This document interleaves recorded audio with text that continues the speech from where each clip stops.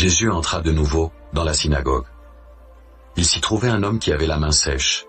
Ils observaient Jésus pour voir s'il le guérirait le jour du sabbat. C'était afin de pouvoir l'accuser.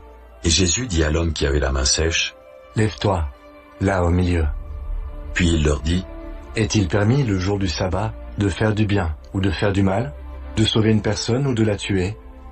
Mais ils gardèrent le silence. Alors promenant ses regards sur eux avec indignation, et en même temps affligé de l'endurcissement de leur cœur, il dit à l'homme, « Étends ta main. » Il l'étendit, et sa main fut guérie. Les pharisiens sortirent, et aussitôt ils se consultèrent avec les Hérodiens sur les moyens de le faire périr. Jésus se retira vers la mer avec ses disciples.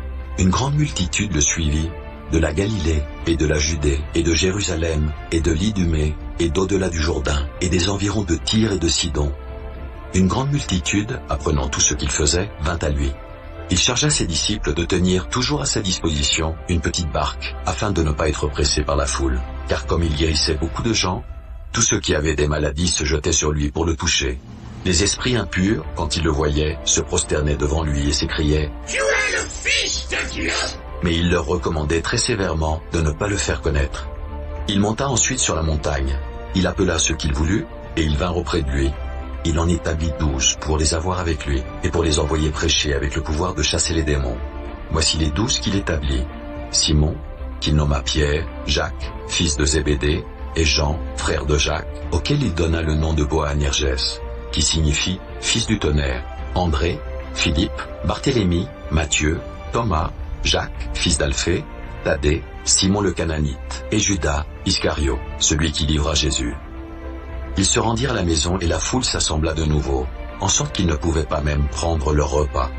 Les parents de Jésus, ayant appris ce qui se passait, vinrent pour se saisir de lui, car ils disaient « Il est hors de sens !» Et les scribes qui étaient descendus de Jérusalem dirent « Il est possédé de Belzébuth, c'est par le prince des démons qu'il chasse le démon. » Jésus les appela et leur dit sous forme de parabole « Comment Satan peut-il chasser Satan ? Si un royaume est divisé contre lui-même, ce royaume ne peut subsister.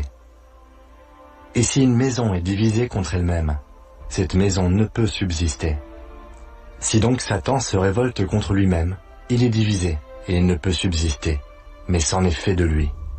Personne ne peut entrer dans la maison d'un homme fort et piller ses biens sans avoir auparavant lié cet homme fort. Alors il pillera sa maison. Je vous le dis en vérité, tous les péchés seront pardonnés aux fils des hommes, et les blasphèmes qu'ils auront proférés. Mais quiconque blasphémera contre le Saint-Esprit n'obtiendra jamais de pardon.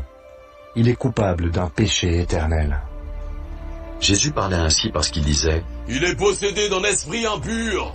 Survinrent sa mère et ses frères, qui, se tenant dehors, l'envoyèrent appeler.